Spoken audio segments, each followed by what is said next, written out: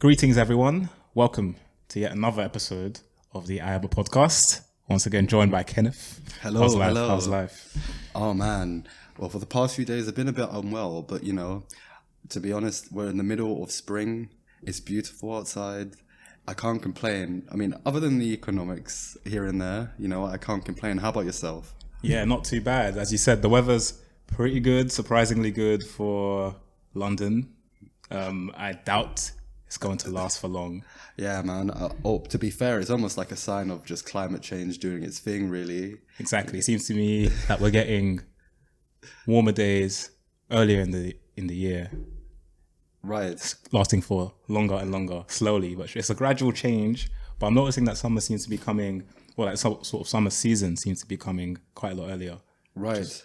Which is again expected because of global warming, and for us, somewhat luckily, we don't see as much of a dramatic change as some places in the global south. Oh, yeah, exactly. That's very true. I mean, especially being here in the UK, in London in particular, like we're kind of far removed from the primary stage of any form of production, I mean, we're talking about in the global south, a lot of people can't even grow their crops, during these periods, droughts last significantly longer, people have no access to water. Yeah, you're right.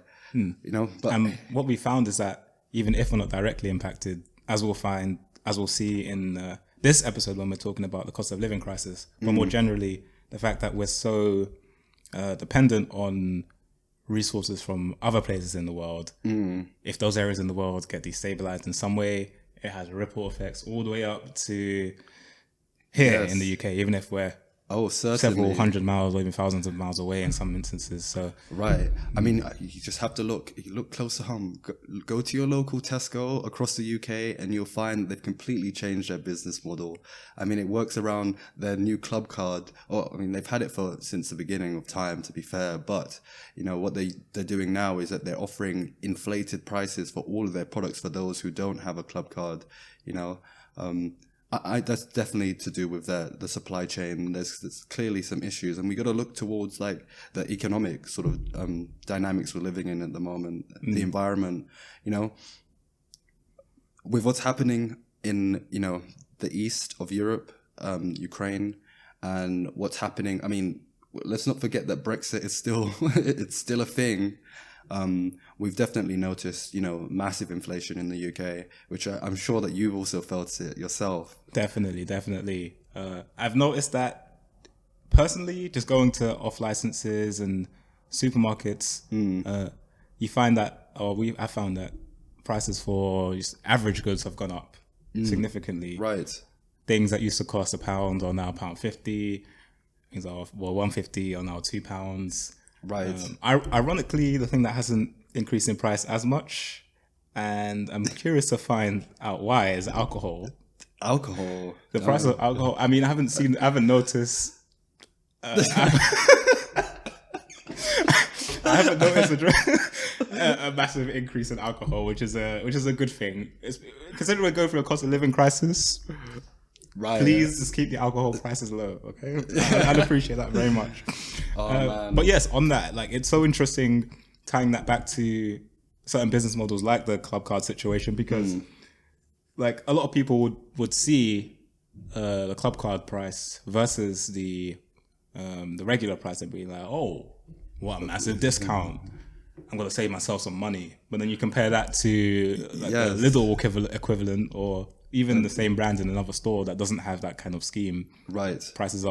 The regular prices are way lower than the club card prices. Exactly. Yeah. So even if a big company like Tesco are able to even do something like a 5% discount on the actual regular price for it, because of that big price difference between the club card price and the regular price, people, their eyes lit up. They're like, oh. Yes. And so, you scan your club card, Tesco gets all that data and then they figure out how to, Right, exactly.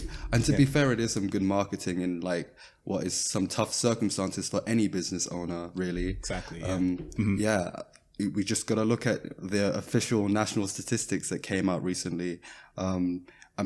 The gap has definitely widened significantly during the pandemic between the haves and the have-nots, to be honest. If we look at some analytics, Joseph Rowntree Foundation, a charity which conducts and funds, research aimed at solving poverty in the UK. They published in January. They found that the poverty rates are significantly higher, among ethnic minorities, and they were sort of illustrating some statistics about how the Bangladeshi population in the UK, 53% are living in poverty, Pakistani 48%. And black ethnic minorities being at 40%. Right. And what's more shocking though is when you look at the kids. Yes. Because what was the number? Was it over 50% of like black children, for example? Right. Or like food insecure, like in poverty, pretty much. And those numbers, considering that we live in a massive like cost of living crisis at the moment, a lot of the current blame from the conservatives, there's things that are happening like right now. Right. But as we've seen from the past decade, yes, those numbers haven't really. Yes, it's been quite shocking in general. And so as we'll get into explaining what this cost of living crisis is, why it's such a big deal, like right now, we have to keep in mind that this isn't fall out of the sky. Over the past 10 years, we've seen massive cuts, massive social programs, universal credit, stuff like that. And we're seeing a multitude of factors that have essentially culminated to where we are right now, where we're seeing a massive amount of inflation. We're seeing people struggling to make ends meet. Having to go to food banks more than before, way more than before. And obviously those food banks struggling to keep up with the demand at the same time. And, increasing fuel prices as well. All these things are conglomerating together to create this cost of living crisis. Exactly. If one of these factors, let's say, for example, we're talking about inflation, which is basically just, pretty sure it's calculated by just the average prices of various commodities. So you look at the price increase over time, and you can calculate the inflation basically. And so you see the increased inflation, but if, for example, like that in and of itself isn't necessarily a bad thing if you just look at that in isolation, because let's say, for example, wage increases, let's say for example, inflation increases by like 5% in 1 year. If wages have increased in that same year by 20%, then it's not a crisis because wages are increasing much faster than inflation. But we happen to live in a society where wages have stagnated and in a lot of cases actually like fell relative to inflation. And that hasn't just started, it hasn't just come across with the Russia-Ukraine situation escalating.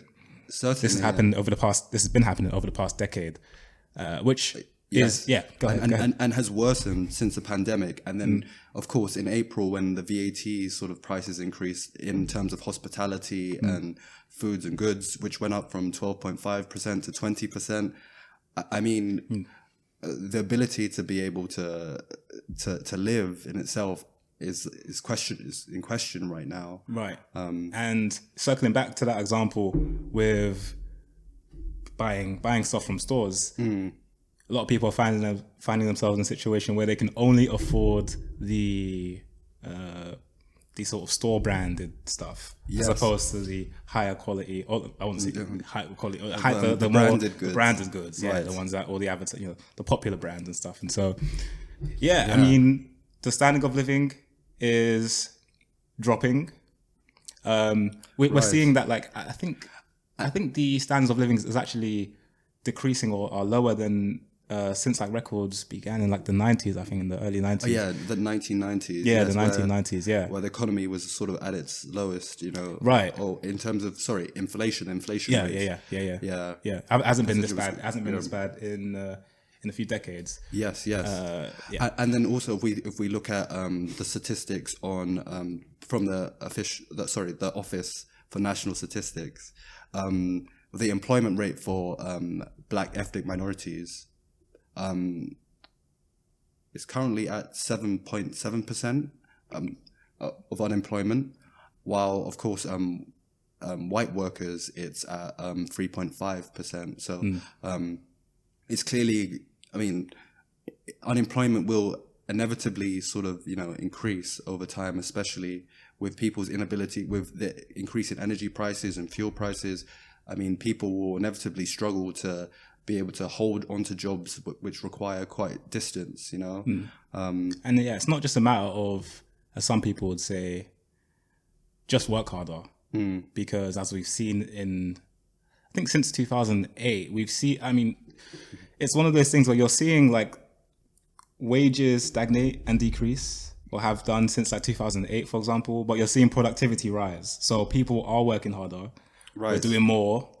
And so the idea that to get out of this mess that we're in right now, we just have to work even harder, it's like, damn, it seems to be a complete dismissal of, I don't know, it's just this general idea that like people aren't working hard enough, which is why we're in this position, or like at least that's one contributing factor, when it's just not really the case. And of course that also dismisses people who actually can't work at all, even like disabled people, for example, who are also being hit a lot harder by this cost of living crisis, because typically like some people may require more energy usage. Let's say someone's in a wheelchair, they live at home, they can't leave the house, their wheelchair requires a certain amount of power, certain devices that we may not use, for example, that have to be running 24/7. You can imagine how much the energy bills are affected in that regard, and of course in many other ways as well. So yeah, we're seeing a lot of yeah, go ahead. I think you're right in that, but it's unfortunate because it all seems as if it's sort of out of our control to some extent. On the 16th of May, Andrew Bailey, the governor of the Bank of England, he warned of a very big income shock, to households, and admitted feeling, quite helpless in the face of, surging inflation. And he stated concerns of what he, quote unquote, apocalyptic, global food price rises, which he believes is sort of sparked by the Russian invasion of Ukraine. And, to some extent, I would argue that it sort of goes further back. I think it goes back to 2015, maybe, 2014, when that first referendum came out for Brexit. Maybe that's when we were sort of heading down in this direction. Yeah, I would say even earlier than that, because so there's that, there's COVID, there's this Russia-Ukraine situation, but before that, we've still seen like cuts to social spending, to various things that we need, or like especially working class people need, or require. It seems to me that the welfare state has been like severely underfunded since the Tories have come into power in the early 2010s. Yes, and so seems to have like started there. Obviously, like with Labour, it wasn't as like from like 97 till 2010. Obviously, in the ideal world, it wasn't perfect. It wasn't ideal in many regards by any means. But in comparison to what the Tories have done since 2010 to now 2022, we're seeing it's like night and day almost, and so it almost makes Labour look like the sort of bastions of it's. I'm like, oh man, they really couldn't have messed the economy up more than they have done. I mean, I can think of more ways, but generally speaking, they've really done a bad job in terms of generally facilitating an environment which has caused a general weakening in the UK economy, but then also just participating in a system that cannot deal with these global issues like COVID and stuff like that, right? And wars and stuff, because of how interconnected our systems are, right? With Russia, Ukraine, we're not even just talking about like the oil shortages causing like rises in oil prices. We're also talking about like in Russia and Ukraine, we get a lot of like grain, for example. We did get a lot of grain from there. Yes, you are. I mean, they're a big producer of wheat and sunflower oil. Yeah. So if that supply is cut off, then it's going to cause rises out. It's going to cause shortages, and then rises elsewhere. And we saw similar things with, especially the start of the pandemic, especially when you see supply chains cut off for even a very short period of time, even a few days, and you're seeing the fact, like they're seeing that cascade into empty stores, increasing prices and stuff. So you're seeing whenever you have these catastrophes, however they may come about, the instability of the system and the inability to actually react to that in an effective way is something that seems to be a continuing theme of this system and like other kinds of systems, which goes back to what that guy was saying. He also mentioned the point about 80%. Yes, exactly. Which I was what was the 80% number? You're correct. It's about 80%. Right.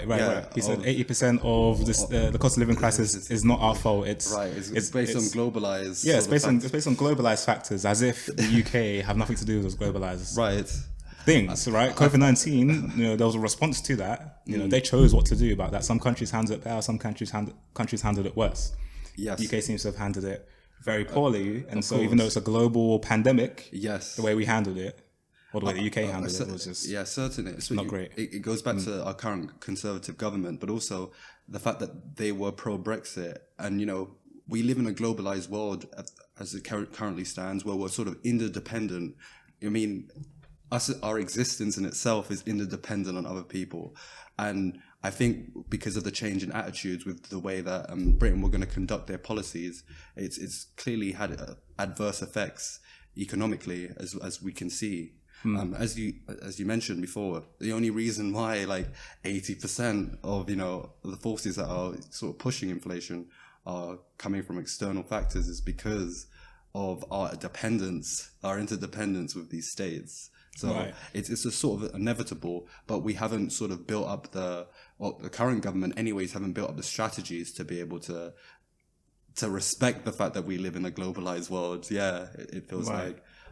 Or it just seems like, I don't know what, sometimes I don't understand what's going through the minds of certain politicians to where everyone from it seems like a lot of people can see from a mile away that doing a particular thing is going to cause certain outcomes. Yes. But then they just go ahead and do it anyways. Things that we didn't really have a say in, things that, they just seem to be continually making things worse for the people, like for the masses, for the working class. Yes. And then benefiting the most wealthiest people in the country, pretty much. And that seems to be obviously a continuing strategy of the Conservative Party, even though they come out and seem to be as compassionate as they can with all of this, with the cost of living crisis, and trying to help people and trying to give people certain things here and there. Like, for example, they were saying, what was one thing that they did? They were like, one thing that we're going to do to help with this cost of living crisis is instead of requiring a compulsory MOT check every year, we're going to extend that. You only have to do it once every 2 years now, which means they're going to save a whopping £55. Damn. Meanwhile, rent or our expenses are going up by hundreds of percentages every year. In a very short space of time, causing a lot of food insecurity, causing a lot of, and this ties into, with all of these things, all these insecurities is leading to worse mental health issues. A lot of people who are dealing with these financial issues, and just in general, when people are dealing with financial issues, it reflects in their mental health. Really, you're right. Exactly. You notice a decline, even in some places. I'm sure personally, everyone can relate to this. When you see your bank account or near zero or in minuses, palpitations when you see that letter from the bank coming in through the door, you're like, oh God, I don't even want to open this. Like, damn.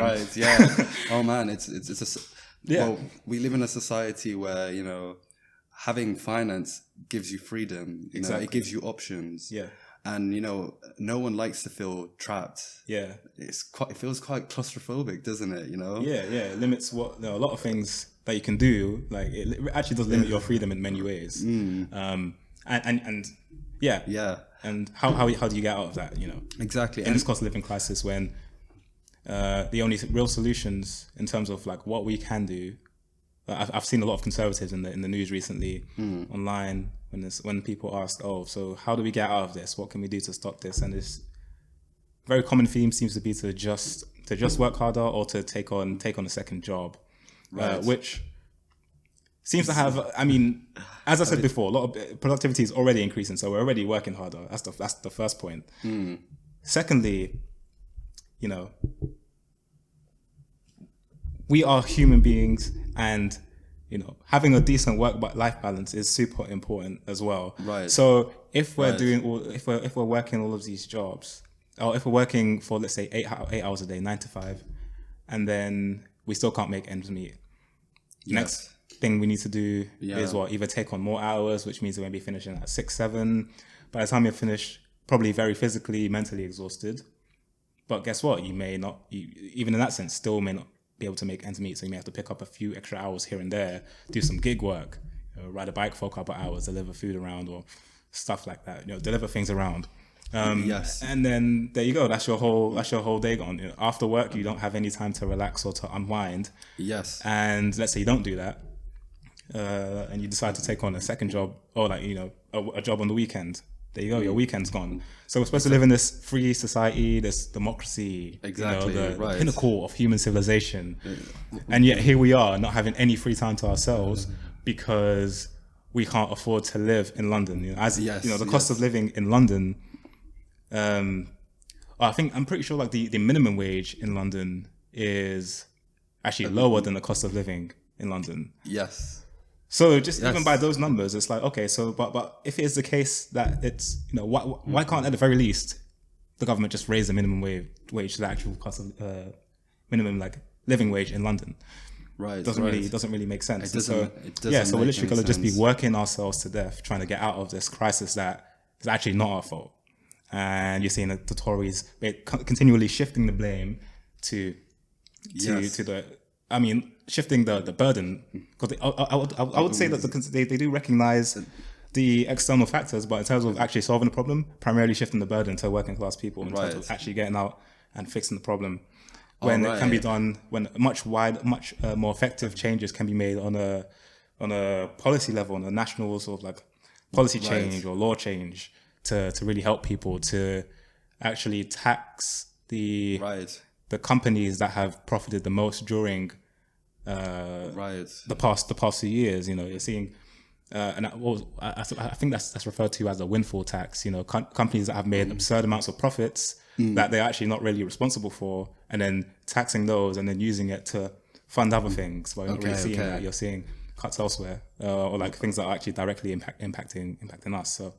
Yeah. I think you're right about that, but in the sense that I think it goes back to the whole idea that with the current inflation rate and relative to the average sort of income per year, it's almost like it's almost impossible to be able to keep up with the living costs as it stands. And monetary speaking, especially with the current, it sort of raises the question. What does this all mean in terms of this sort of this crisis that we're in, this inflation crisis? What does that mean, like monetary speaking? And the Bank of England expects the Ofgem, which is the Office of Gas and Electricity Markets, that in April with the increase in VAT, they increased the energy cap to 1,971, but they expect it to go up to about 2,759 in October, which is the biggest factor in this sort of rampant inflation, really, especially that's within the government's control. If we look at its Monetary Policy Committee report, which was issued in May, they expect that fashion retailers are going to increase their prices up by between 5 to 8% by the end of this year, which, for the average household, the Office of National Statistics figures for the average household spend on clothing and footwear gives a figure of about £1,220 per year, meaning that this could rise by about £98, to like 1,318, per year if these sort of projections are, fulfilled. As for food costs, research by Kantar, a data analytics and clothing company, they put price rises for supermarket shoppers. The average sort of food bill could increase by about £271 this year, following a 5.9% increase. Rising prices will like impact most sectors of the economy, to be fair, but the Bank of England updated their inflation forecast to about 10.4% by the end of this year, which is pretty alarming. Yeah, I mean, pre-pandemic it was about 5%, so yeah, it is a bit concerning. If you look at the Bank of England's forecast for post-tax income, they foresee it sort of falling by about 3.25% by the end of the year, which, it might seem small, but, that's about a £1,200, drop in someone's income at the end of the year, which, with the rising prices of everything, that can be quite problematic, especially people with children. Mortgage borrowers as well across Britain are impacted by this. So the Bank of England yesterday on the 16th, they raised the base rate for the fourth time in 5 months by about 1%, which seems quite insignificant, but that adds about £252 to the annual cost for a home owner who has a mortgage of about £150,000 standard variable. And then for someone who has about £450,000 on their mortgage, that's about £756. So yeah, I think with the rising inflation rates, and it's the fact that it's not parallel to increase in income, it's definitely going to be problematic, and that in itself is a crisis. Right, yeah, and it's getting to the point where people cannot move money around anymore. They can't. Yes. They can't shift things around anymore. That there are limits where, they're at their bare necessities, a lot of people, and still are struggling to make ends meet right now. Yes. And as you said, it's most likely going to get worse before it gets better. For sure, for sure. Yeah, and another thing that does come to mind as well is that one of the other solutions that people have, mainly conservative thinkers that I've seen talk about this, is that upskilling is one thing that can help us get out of this cost of living crisis, this leveling up scheme. And first of all, I just don't really see how that will help us in the short term. First of all, because it doesn't resolve the exactly. Yeah, that's just assuming that people can just stop everything they're doing right now and just train for a little while, maybe a couple months, or even depending on how on the industry that they're going in. Let's say they're earning 20k. If you want to upskill, you typically want to learn a skill that will get you a job that's more than that. Yes. So that's going to require a lot of studying, of course, a lot of things like that. And so if it's the case that one solution to solving the cost of living crisis is to take on more hours at work or to get a second job, where is the time to upskill? Yes, you're right. Especially if you're in a job that there's no facilities for that, or there's no resources for you to do that whilst you're at work. You're doing all this to stop this current cost of living crisis, but then going forward, you don't really have any. There's no time. And even if you did have, let's say, time after working from 9 till 7, okay, it's like, you got maybe it takes you an hour to get home, so let's say 8 till 10. You have the time to study a little bit. It's like, damn, do people not have can people not just relax after work? For sure, right? Is this not one of the benefits of living in the UK? In this so-called sophisticated economy, right? Where we can actually enjoy the fruits of our labor and not consistently have to work and be on this grind 24/7. Right. And even in that state, let's say you get off at work at around 7, get home at 8. By that time, because you have no more energy left, you're not even going to be as focused as you were if you were to do that at the start of the day. Exactly. For example. And it's like, it seems to be causing more, because obviously, ideally we'd all want to be leveling up in some regard, learning new things, stuff like that, right? But if at the same time we're not seeing any comprehensive support by the government to actually facilitate that more, beyond just very superficial things, then not really going to get too far. One of the actual issues that I see with this whole rhetoric behind over individualizing the solutions to these obviously like structural issues. Right. Is that as these crises happen again, inevitably, which will cause cascading impacts in the same way that the Russia-Ukraine conflict has, in the same way that COVID-19 has, in the ways that Brexit has as well. Right.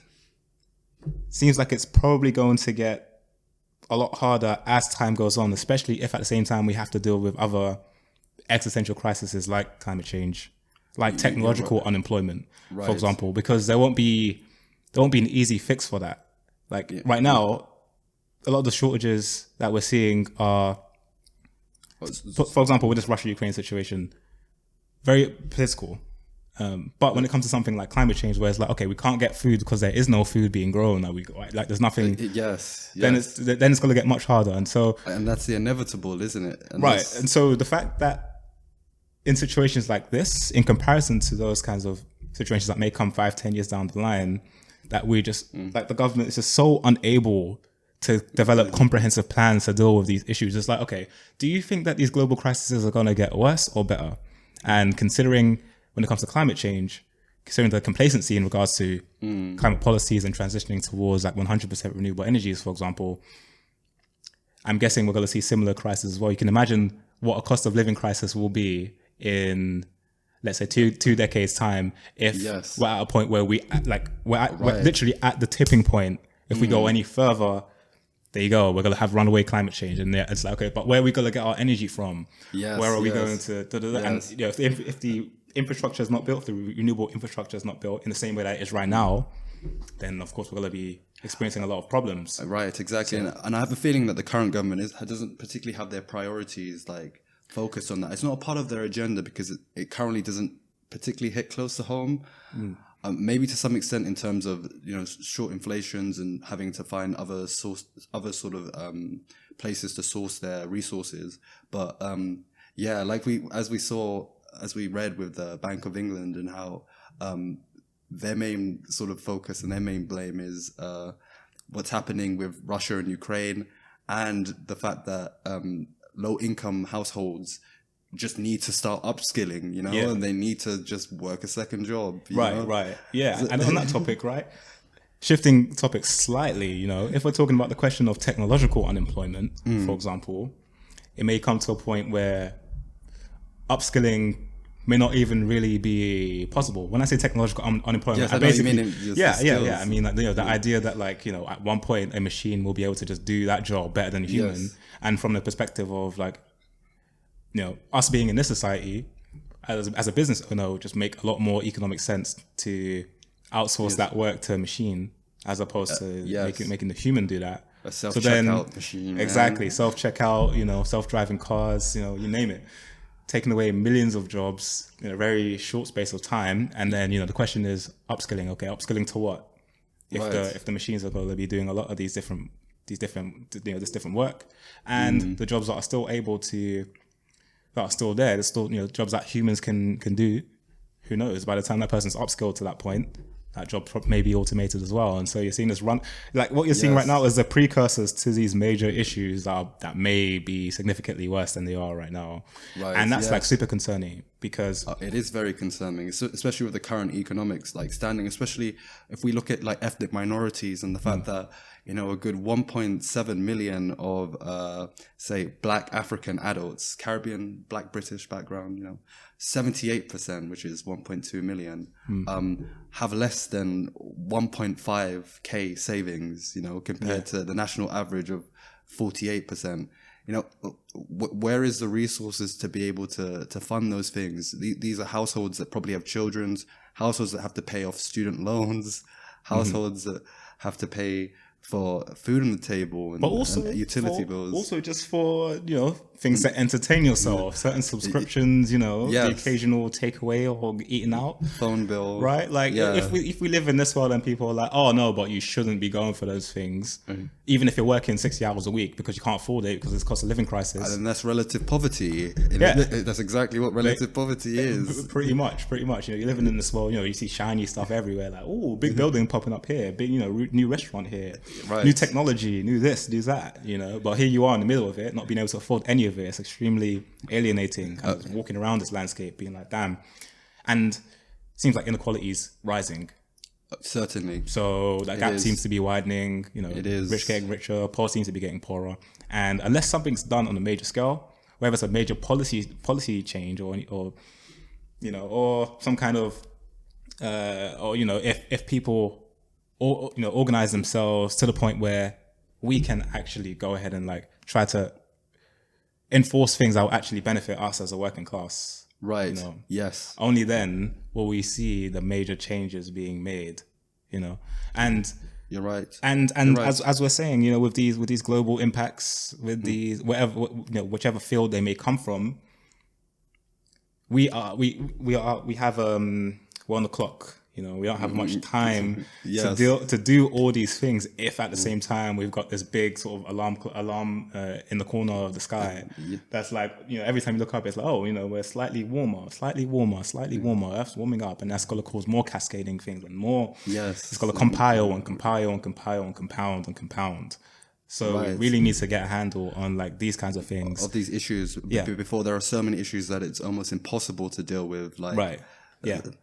I mean, and at that point, it does sort of beg the question whether or not, I think inevitably the UK will always have a conservative government. I'm convinced by, because especially with the way things are going with the economy, I think they could be the safest option sometimes. What do you think about? What do you think would change if someone like Keir Starmer was in power, or Labour was in charge right now? I think with the current circumstances, I think it will probably. There will definitely be more funding into social, like welfare, the welfare state, basically. Exactly, the welfare state. So any particular like a social issue. However, I will say that I can see some concerns after the next maybe 5 to 6 years. After new policies are in place, and sure, we're already in quite significant debt, so there's nothing wrong with being in a bit more debt, but. I can see there being some significant problems unless we increase the tax for across the board, maybe 50%. Having a sort of similar model to Scandinavia, maybe in terms of high tax, and and in turn has a much better welfare system. Well, like the issue is that with the UK is that we're already contributing a lot of tax towards. Like what? And to military, maybe, or to and then none of it's trickling down to us, and so that's the issue. It's like with the current government, we're still paying a lot of like tax money towards these things, but we're not seeing that translated into things that will actually like benefit us. So that's a big issue. So I feel like if we were to just map on the Scandinavian model, it may not like instantly solve the problems, because like. If the underlying economics, like if it's the case that resources are allocated to certain places anyways, if it's more money, it's just more money going to those places. Oh yeah, certainly, yeah. Especially with the current government, which is all about, small government. It's all about tax cuts as opposed to the opposite way around. Exactly, selling off government bodies to private corporations who are then dictating their pricing based upon the global economy, and rather than the welfare of the people in that country. I can definitely see it. I can see it. So if you were prime minister, how would you solve this cost of living crisis? That's a difficult question, to be honest. I think the first approach is to go back to we've got to go back to the idea of sovereignty, and that goodness me, and that a country has authority over its own people and is free from intervention. Well, that was originally the whole idea of it, but we've sort of, of course, with the sort of inhumane acts that's taken place in countries, and us having a sort of global governance, it's a bit difficult to ignore things that are happening across the world. I can understand the perspective that the reason why a lot of the UN did not get involved in a lot of genocides that took place in Africa and Eastern Europe, during the breakdown of the USSR. But I think my first step will be to remove all forms of foreign policy that revolves around Ukraine and sort of take the same approach that they took with Rwanda, where they just turned a blind eye. And I think that might be the first step to relieving the fact that 80% of the factors that are pushing inflation are out of our control and are globalized issues.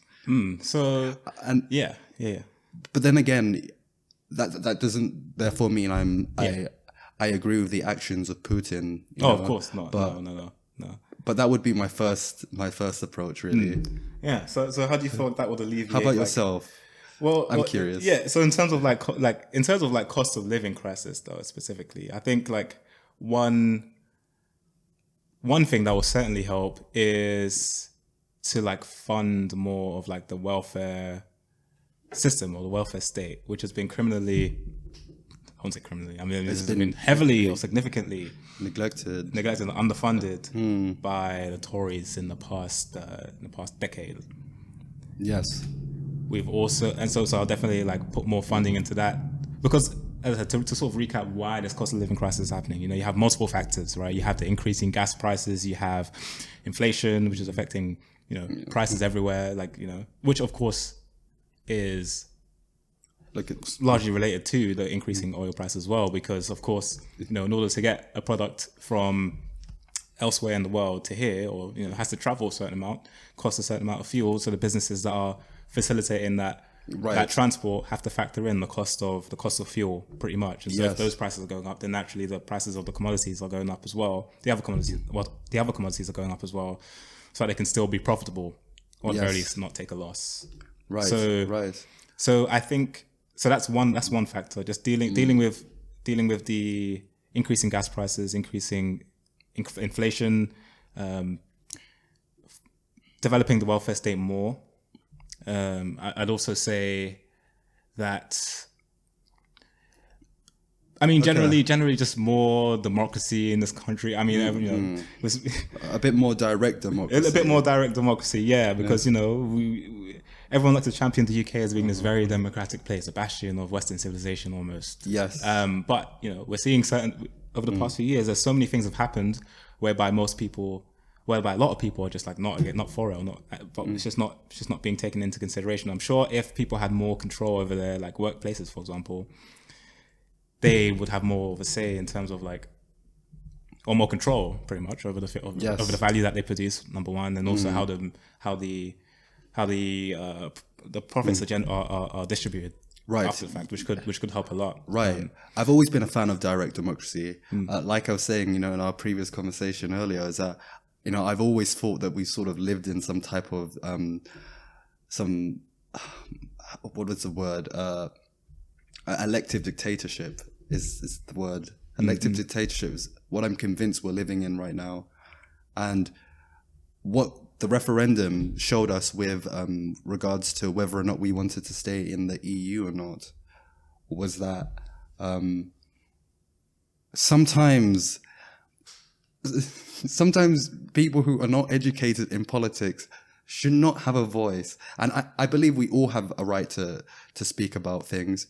However, when you're voting about leaving the EU with no knowledge at all about how the government body works, global governance, you don't understand anything about economics. I mean, we're talking about, sure, we should all have the right to vote about the policies that we're going to live under, but we're talking about a mass group of individuals who have not pursued politics or take any interest in politics, who have voted for something that has led to this sort of economic downfall for that a lot of people who are from lower socioeconomic backgrounds are having to face with.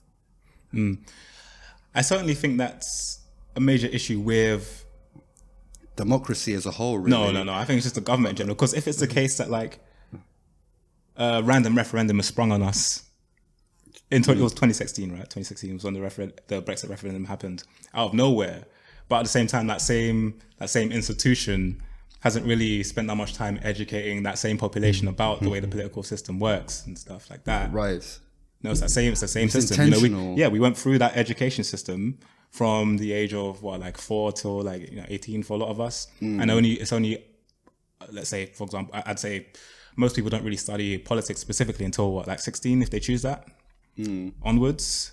So you're telling me from 4 till that age, you don't know anything about the way the political system works, way the economy works. If we're learning simultaneous equations and algebra and trigonometry, I'm sure we can dive a bit into the way economics works, or the way our current political system works. Right. And of course, as we were saying in our episode on racism in education, Right.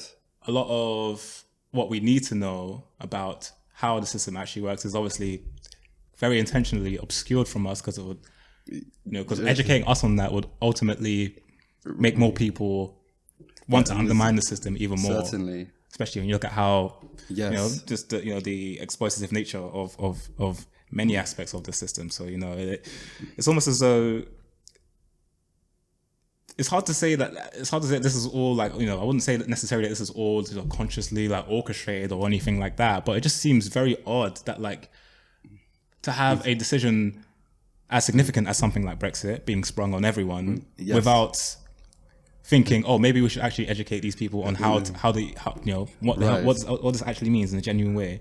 We were left with a whole bunch of different parties who were springing their own propaganda left and right. Exactly. And it turned into a sort of competition rather than caring for the people of the country, really. Exactly. Yeah. So now that was obviously one factor, the aftermath of Brexit and leaving the EU. Yes. Of course, leading to this general cost of living crisis as well. So, I think generally speaking, there is a lot that can be done to help people, just increasing benefits in line with inflation, because obviously with these little £55 here and there, it's not really going to do much when when inflation is going to be at 10% by October. Right. So we need to. This is going to be a common theme in a lot of these episodes, is that I think we need a radical overhaul of the entire system. Oh, but of course, we need to build up to that point. We can't go immediately to that point. But I like the idea of direct democracy, and I think maybe definitely. I'm never been convinced that we should have a government body that dictates the social behavior of all of the people of the country. I believe direct democracy is a referendum is a great way. And for example, if it's something to do with drug use or something to do with legislation around racial abuse cases or anything along those lines, I think that makes a lot more sense rather than throwing a significant economic decision onto the populace.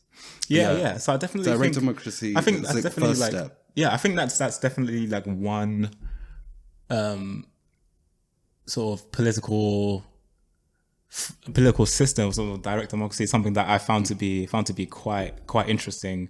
I also think that so you're talking about something that's generally much more decentralized than we're living under right now. But I would also say that there may be room for just a very strong workers' party. So it's a party, it's can be somewhat centralized, but at the same time, it's a party that genuinely has the interests of the working class at heart, And it seemed like someone like Corbyn was pretty interested in moving in that direction in the Labour Party. He seems to have been quite consistent on that. But then, of course, you see a bunch of whether it's from a lot of people in Labour, but also Conservative Party, but also some people in Labour as well, just almost turning against him when he seemed to have a pretty strong position to run for being the Prime Minister of the UK. And I do think that he would have done a much better job in terms of a lot of things that we've spoken about, the way he would have handled Russia, Ukraine, for example, the COVID pandemic.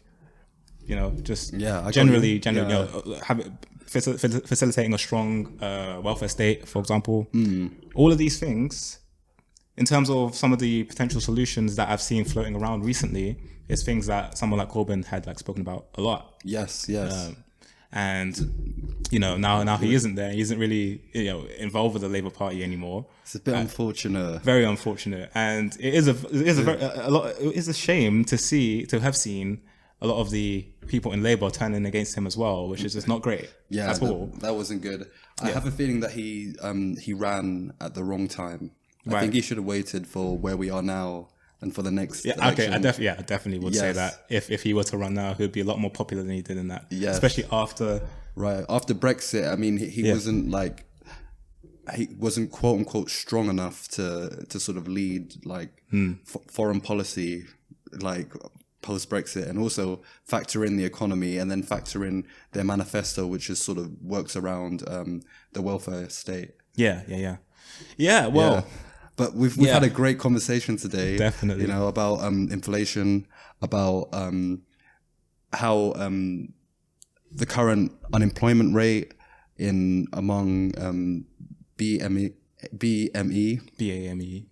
BAME groups. Yeah. I really don't like that. Don't know how I feel about that word. I don't like it either, but hey, we also discussed a bit of what this whole inflation crisis is, you know, in detail. Yeah, and then we sort of went off a little bit and talked about a bit of politics, which is always good. But Definitely, yeah. I think it's important to, you know, when it comes to these kinds of conversations, to not isolate it to just this, because as you've seen, it's so easy just to jump from cost of living crisis to things that happened, you know, years ago, to things that may be happening in the future, and we need to develop a way of thinking in the sort of like almost like dialectical ways. Like, you know, it's not just this situation happening in isolation. Yes, you're right. You know, there were things happening in the past that's led to this. Yes, and you know, it spreads outwards. There's multiple factors that may be influencing the positions that we are in right now in regards to wages, in regards to difficulties trying to make ends meet. And I think forecasting into the future will require like a comprehensive understanding of multiple factors, a multitude of factors, not just this, but like, okay, so like, you know, how can we avoid this in the future? What were the forces that got us here in the first place? Right, exactly. You know? Yes. Yeah, thank you for listening to the third episode of the Ayaba podcast, you know, with your hosts, Kenneth and Kerry. Please feel free to subscribe and maybe leave your thoughts in the comment section, or check out our Instagram.